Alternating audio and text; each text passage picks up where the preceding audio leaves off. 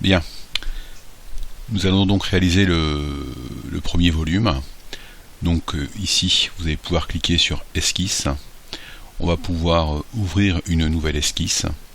Le logiciel me demande sur quel plan je souhaite ouvrir une esquisse.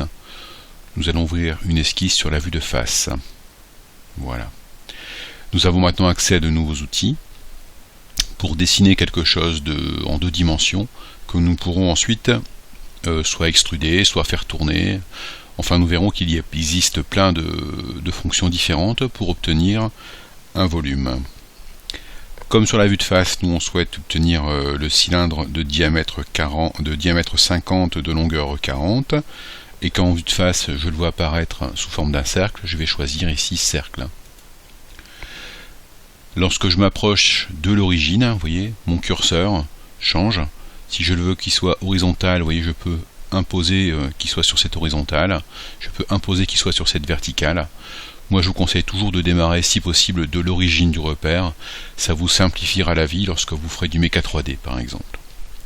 Donc je vais là, je vais sur l'origine, je clique et je maintiens cliqué, et j'écarte ma souris, ce qui me permet de générer facilement un cylindre.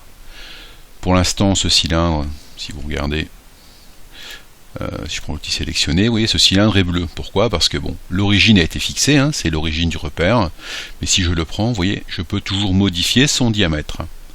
Nous allons imposer son diamètre à l'aide d'une cotation. Donc je clique sur cotation, je viens cliquer sur l'élément que je souhaite coter. Une nouvelle fenêtre s'ouvre me demandant quelle valeur je souhaite donner. Moi je veux donner un diamètre de 50 mm et je fais entrer ou feu vert. Voilà, donc on a notre esquisse. Cette fois, vous voyez, elle est totalement noire, c'est-à-dire que tous les éléments de l'esquisse sont contraints, ont une dimension angulaire, de longueur, enfin, il est géométriquement contraint. Nous allons maintenant aller dans l'onglet des fonctions. Voilà, on va pouvoir faire différentes fonctions sont accessibles. Soit on peut faire tourner pour obtenir un solide de révolution. Nous ici, on souhaite obtenir faire sortir le cylindre vers nous afin de générer un cylindre. Donc je choisis base, bossage, extrudé. Voilà, dans la fenêtre de gauche, on vous demande quelle longueur vous souhaitez imposer. Hein, voilà, pour tout voir. Donc nous on souhaite imposer une longueur, une génératrice de 40 mm. Je valide. Et voilà, notre cylindre est apparu. Imaginons que vous soyez trompé. Vous vous êtes trompé dans une des longueurs. Vous cliquez sur le solide en question et apparaît l'ensemble des cotations. Imaginons que ce n'était pas 40 que vous vouliez, mais 100. Vous double-cliquez sur le 40, vous lui dites « je veux 100 », vous validez. Il indique 100 sans l'avoir refait. Oh, dommage. Ici, vous avez le feu vert, reconstruire. Voilà. Et là maintenant, vous voyez, il reconstruit. Je fais à nouveau une vue trimétrique. On voit que la longueur maintenant est de 100. A noter qu'à gauche, vous voyez, à chaque fois, nous pouvons vérifier ce que vous avez fait. Moi, je suis à ma pièce 6. Je viens de créer un bossage extrudé à partir de cette esquisse. D'accord? Ce qui me permet à tout moment de pouvoir modifier mon travail.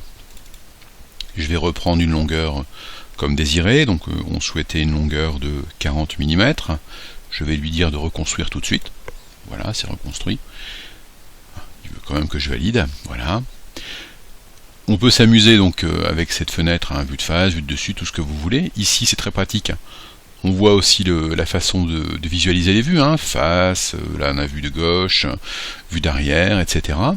On peut voir différentes façons de trimétriques, hein, différentes vues. Ça, c'est très très rigolo. Ça vous permet de voir le système en 4 vues. Donc 3 vues planes. Hein, face, dessus et gauche, face, dessous et droite, voilà, et ici vous avez par exemple la vue trimétrique. Si vous voulez revenir à une vue traditionnelle, clac, voilà. Donc n'hésitez pas à utiliser les différents outils de visualisation, notamment essayer de zoomer, etc., pour bien prendre en main le logiciel. Vous verrez que notamment sur Mecha 3D, ça peut être très très utile de bien savoir visualiser les points particuliers des pièces.